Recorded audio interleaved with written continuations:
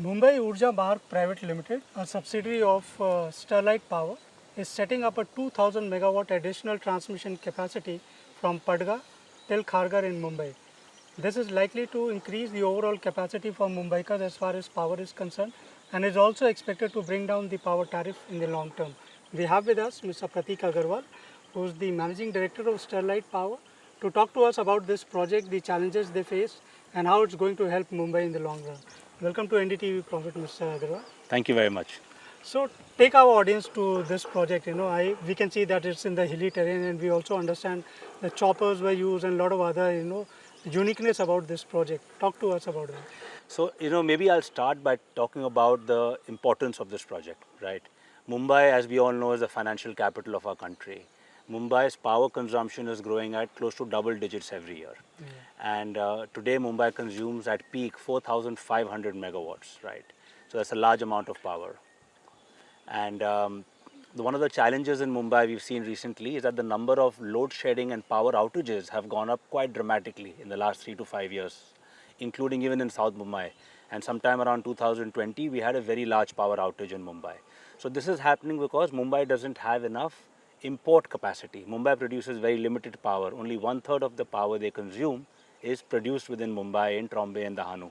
The rest is imported from rest of the country, and for that it requires transmission lines. The second is the price of power. Mumbai is paying at least 1 to 2 rupees higher than most of the metros in India, and is paying 3 to 4 rupees higher than metros around rest of the world. And for the financial capital to bear such a large burden is reducing the competitiveness of Mumbai. And lastly, environment. As we know, Mumbai is very, very important to have best air quality. We should have not only in Mumbai but in the whole world, but especially in Mumbai, where we want the most important industrialist, business, commercial capital of the country, and to live here, the air quality must be as good as the best cities in the world. And one of the challenges with that is the pollution in Mumbai because of the coal consumption within Mumbai. So the MUML project that you mentioned is there to solve all these three challenges. This project was commissioned by the Government of India, the central government, around 5 years ago, and was awarded to us around 3.5 years ago. We won this project through a competitive auction to build, own and operate this project for a 35-year period. So this project is bringing in up to 2,000 megawatts of power from the central grid station in Padgha all the way into Kharghar and Navi Mumbai. And from there, the power will flow in all of the greater MMR region as well as into the South Mumbai, Central Mumbai, through the Adani lines as well as the Tata lines. So effectively, this is giving power to all of Mumbai. So building a 100-kilometer linear project, spanning almost 50 meters through the length and breadth of Mumbai is a very, very challenging project, because Mumbai is the most highest population density city in the world, amongst the top 3 highest population density. So imagine every kilometer you're dealing with hundreds, if not multiples of hundreds of people. And as per the constitution, as per the act, we are not purchasing this land. We are paying a right to use charges under the Telegraphic Act. So you have to actually convince thousands of landowners, some of whom are in the heart of Mumbai and Navi Mumbai, to actually allow us to build this project in their area, on top of their land. You also have to convince various authorities, national highway, state highway, forest, municipal bodies, transmission companies, utility companies, water pipelines, all of them have to give you the approval. Only then you can even start construction. So this entire feat to achieve in a short period of 3 years is very, very challenging. And I want to give credit to my team that did a wonderful job with regards to stakeholder management. It's very easy to use force and to use the law, which is on our side in this project, but we decided never to do that. As a company, our strong practices are that we engage with the communities, we convince them that this project is for the greater good, and we find that in most situations, people are happy to help. People find a win-win constructive solution. Also, in this particular case, we had tremendous support both from the central government and the state government, right from the chief minister to the deputy chief minister to various bureaucrats. All were involved in helping us do this project on time. So going ahead, how do you think this project is really going to help as far as Mumbai's requirement or demand for power is concerned? Right now, we already have a challenging situation. We have a demand of almost 4,125 megawatt. So how much it's going to increase, and how much can this line provide to Mumbai? So like you said, Mumbai consumes 4,500 megawatts. This line, if operated in the right environments, could transmit an additional 2,000. So that's almost a 40% increase of capacity. That's a huge increase in capacity. Now what does this do? Apart from giving you uninterrupted 24/7 power from any part of the country, this allows the distribution companies of Mumbai to buy the cheapest power available on a given day. As you know, India works on a daily exchange, and every day the price fluctuates. If you have access to transmission, you can choose which power should I buy. Should I buy cheap solar power from Rajasthan? Should I buy cheap hydropower from Northeast? Should I buy wind power from South? But if you have limited transmission lines, you are tied up and you can only buy those power that you've already contracted. So that's a huge benefit which will ultimately reduce the cost of power in Mumbai. I think this is probably the biggest economic impact of this line. Our estimate is it could reduce up to 1 to 2 rupees the cost of power for citizens of Mumbai. And how soon can we expect that to happen as far as reduction in tariff is concerned? It will take maybe some initial impacts you can expect in 4 to 6 quarters from now. As the line commissions and as the existing distribution companies are able to contract new capacity or buy in the short-term market, that will begin to start flowing into the consumer bill. But the overall impact will also come once some of the associated lines that are downstream and upstream of this project, they get commissioned. So over a 2-3 year period of time, one can expect some reasonable improvement. And also, as far as you were talking about environmental challenges and burning coal in the midst or the heart of the city. So now, because Mumbai doesn't have a renewable capacity of its own, we don't have any such hubs. Now this 2,000 megawatt can be solely devoted for sourcing even renewable power. That could be a possibility from green corridors of Gujarat. Is that a Exactly. So Mumbai, at the moment, like you said, has very limited creation of power. It generates only about 1,200 megawatts of power, right? Now, the beautiful thing about Mumbai is that the peak consumption is in the afternoon, unlike most parts of the country where peak consumption is in the evening. So when you have peak consumption in the afternoon, that is coinciding with the peak generation of solar, let's say in Rajasthan or eastern Maharashtra or parts of UP. And that is the time when power is the most green and is also the cheapest. So it's a dual benefit. Now Mumbai, while it is having perfect coinciding of that consumption pattern, was unable to source that cheap power and green power because of lack of transmission. So now it has two benefits. One is Mumbai can soon import green solar power at its peak hours and reduce the peak hour pricing for its power. That's point number one. Point number two is even more important, right? We are a world-class city, and you'll find most cities in the world, around the world, including in India, they don't like to allow burning of fossil fuels within the city premises for natural reasons. As all the Mumbai residents know, I'm sure the viewers of your channel know, Mumbai has been experiencing increased pollution levels, worsening AQI, high PM10, high PM2.5, especially in the winter months of November to February. And this has been because of, one of the reasons of course is construction, but a second reason could be that we are still burning fossil fuels within our city limits. Now this was required because there was no other option. But with the creation of this line, now the regulators can decide that maybe they reduce the consumption of fossil fuels within the city down to emergency levels, and they largely rely on this transmission line which can bring them green power and clean power from anywhere in the country. Right. And as far as transmission line is concerned, how soon can we expect the utilization to go up to 100%? Because as we know, the Adani transmission line itself is right now only utilizing 14% because of lack of sourcing. So with this and also for this transmission line, how soon can we expect the utilization to go up to 100%? See, that's a interesting question. Transmission lines are built for peak. No transmission line perhaps is ever designed to carry full 100% utilization more than a few weeks or a few months in a year. Right, because there are seasonal variations in power consumption. So I won't be able to answer you. It's possible that it is 100% utilized on year one because this is having the lowest impedance and maybe the grid will prefer to use this line over other lines. It's possible that in the next 3-4 years, as the demand of power Mumbai picks up, this line will get fully loaded. But one thing is for sure, from day one, the project like this will reduce the power outages in Mumbai, which frankly is the biggest requirement of our city. We can live with a little bit more expensive power, but a city like Mumbai cannot live with poor quality power. Right. And with this kind of project there, do you think there is still requirement for more such transmission lines within Mumbai? I think there will be a continuous requirement. All major cities in the world are continuously investing in improving their infrastructure. I often like to compare transmission lines with roads. We saw in Mumbai, we have recently inaugurated Coastal Road, we have inaugurated Atal Setu, and that has basically created connectivity, transport connectivity to different parts of Mumbai, and that has practically changed our lives, where our traffic has come down, and the amount of time we spend commuting has come down by 50% in some cases. So the transmission line has a very similar effect. The traffic congestion of power reduces, and that eases the supply of power and cost of power.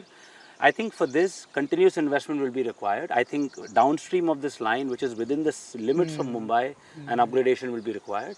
We ourselves have won another project which will bring power from Gujarat to northern Maharashtra, and that line will ultimately feed this line that we have just commissioned. So continuous upgradation will be required. India will spend $50 billion in the next 7 years on transmission, and probably at least 10-20% of that will be in the Mumbai-Maharashtra region. Like you spoke about upgrading the inside or within the city limits, infrastructure also needs upgradation. So what kind of upgradation is required there, and do you think till that happens, getting all these transmission lines to the city limits would be serving only half a purpose till that happens? See, a chain is only as strong as its weakest link. We all learned this in school. Now, if you try and strengthen the whole link at one time, that is not humanly possible, because the link is very, very long. You start in Mumbai, you go to the state pooling station, central pooling station, all the way to the generation station. It could be 1,000 kilometers end to end, that link, right? So you have to do in bits and pieces. Certainly, this project is the most critical project today for better power supply in Mumbai. And immediately upon commissioning of this project, the power supply situation should improve in Mumbai, and a lot of the downstream infrastructure should get used. Having said that, in time to come, especially some of the utilities have aging infrastructure in some parts of the city. They will require upgradation, changing transformers, increasing the cable voltage size, maybe even increasing the cable and the voltage management system. All of those things will be required in all cities. And what has been your investment on this project?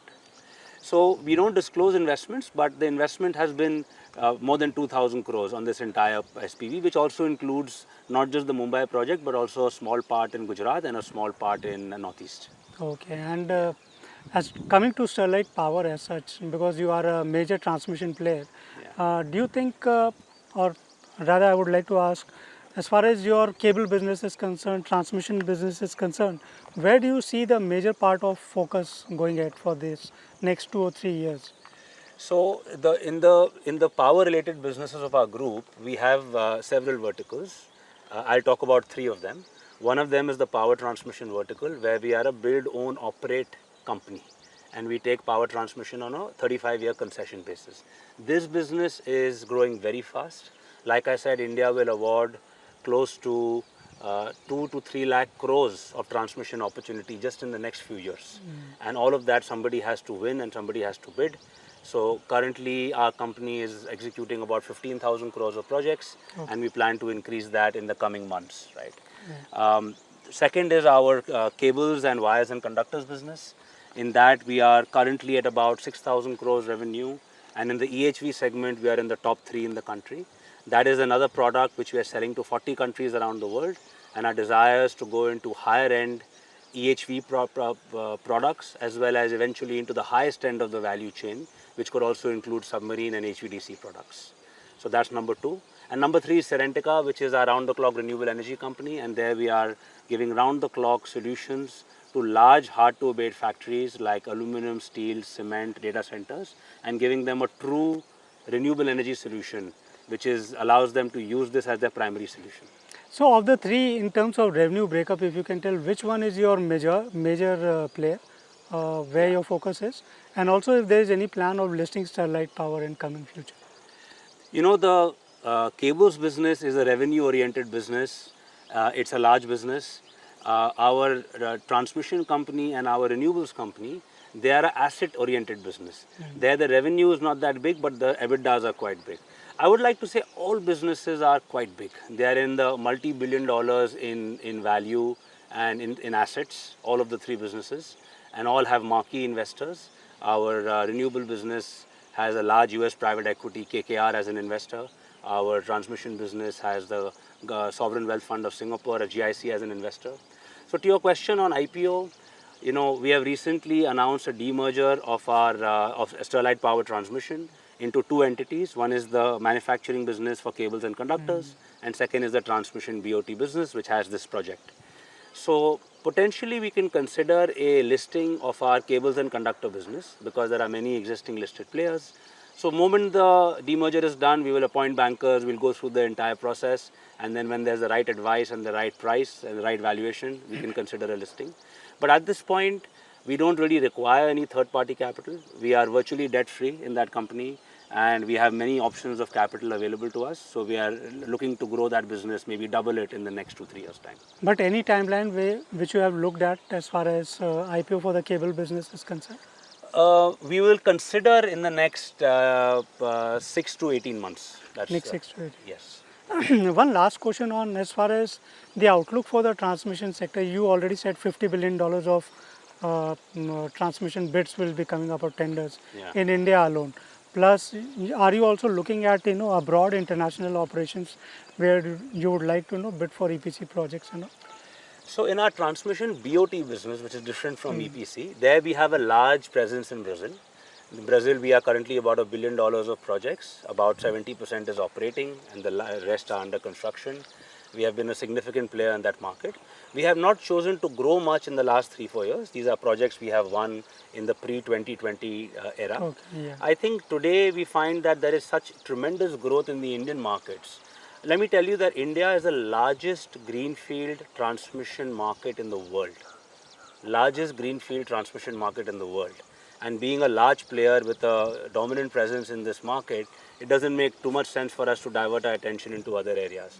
But I must tell you that every large country in the world will have to invest tens of billions of dollars, if not hundreds of billions of dollars in transmission.